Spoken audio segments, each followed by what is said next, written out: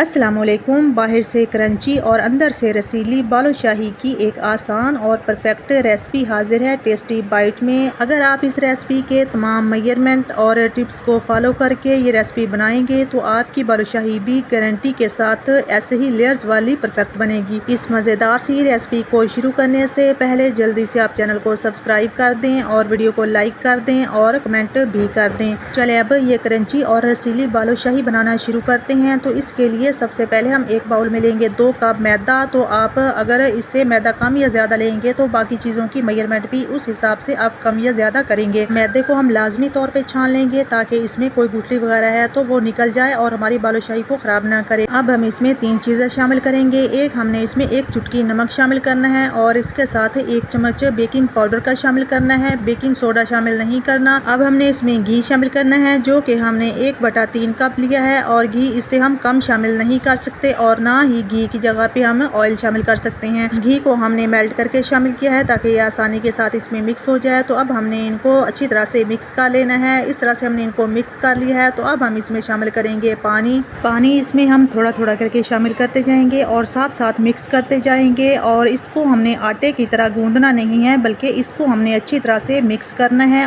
اور اس کو ہم نے اکٹھا کرنا ہے۔ اس کو ہم اس لیے نہیں گوندیں گے کیونکہ ہمیں بالو شاہی لیئرز والی چاہیے۔ تو آپ دیکھ سکتے ہیں کہ اس کو ہم نے اچھی طرح سے اکٹھا کر لیا ہے، اس کی ڈو بنا لی ہے اور اس میں کیسے ریشے بن رہے ہیں تو ہماری بالو شاہی بھی ایسے ہی لیئرز والی بنے گی۔ بالو شاہی کے لیے پرفیکٹ ڈو بن کے تیار ہو گئی ہے۔ تو اب اس کو اکٹھا کر کے 8 سے 10 منٹ کے لیے کور کر کے رکھ دیں گے اور اتنی دیر میں ہم اس کے لیے چاشنی بنا لیتے ہیں۔ چاشنی بنانے کے لیے ہم نے 2 کپ چینی لینی ہے۔ جس کپ سے ہم نے میدا میئر کیا تھا اسی سے ہم نے 2 کپ چینی لینی ہے اور اسی کپ سے ہم نے 1 کپ پانی شامل کرنا ہے۔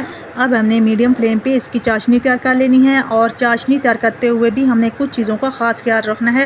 نہ ہی ہم نے اس کو تھوڑا سا چپچپا بنانا ہے اور نہ ہی ہم نے زیادہ اس کو پکانا ہے بلکہ اس کو ایک تار والی چاشنی بنانا ہے۔ چاشنی میں اچھے سے بوائل آ رہے ہیں تو اس میں اب ہم شامل کریں گے 1 چٹکی اورنج فوڈ کلر، یہ بالکل آپشنل ہے، اور اس کے ساتھ شامل کریں گے 3 الائچی اور اس کو ہم نے پکا لینا ہے۔ ہماری چاشنی گاڑھی ہو گئی ہے تو آپ دیکھ سکتے ہیں کہ یہ بالکل ایک تار کی طرح گر رہی ہے اور بالکل گاڑھی ہو گئی ہے۔ تو یہاں پہ ہم نے فلیم آف کر دینا ہے۔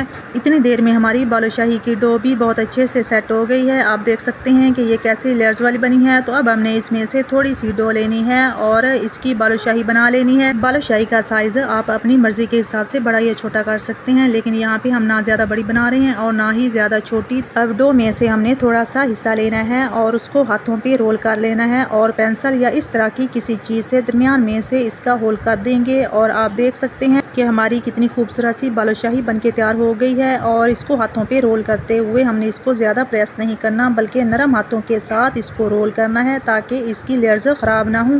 اس میں جتنی زیادہ لیئرز بنے گی اتنا ہی یہ اندر تک اچھے سے فرائی ہوگی اور چاشنی بھی اندر تک جائے گی اور یہ رسیلی بنے گی اور دیکھنے میں بھی بہت ہی زیادہ خوبصورت لگے گی۔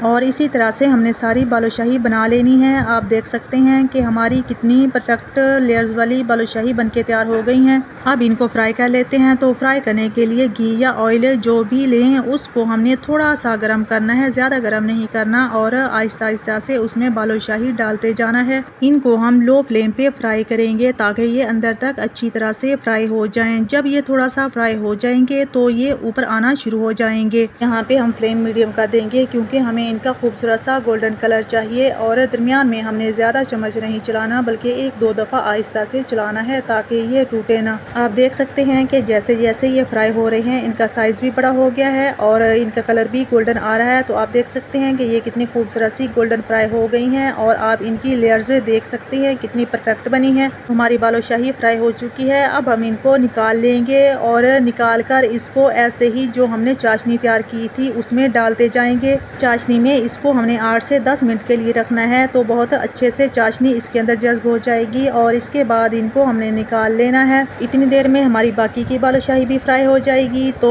اس کو ہم نکال لیں گے اور اس کو اس میں شامل کر لیں گے اور اسی طرح سے ہم نے ساری بالو شاہی تیار کر لینی ہے۔ اور آپ دیکھ سکتے ہیں کہ ہم نے کتنی آسانی کے ساتھ بہت ہی مزیدار، رسیلی اور اوپر سے کرنچی بالو شاہی بنا کے تیار کر لی ہے۔ اگر آپ نے چینل کو سبسکرائب کر دیا ہے تو بہت شکریہ، اور اگر نہیں کیا تو پلیز جلدی سے کر دیں، اور امید ہے کہ آپ کو ریسپی بہت پسند آئی ہوگی۔ تو ویڈیو کو لائک اور کمنٹ بھی کر دیں۔ ویڈیو کو اینڈ تک دیکھنے کا شکریہ۔ اللہ حافظ۔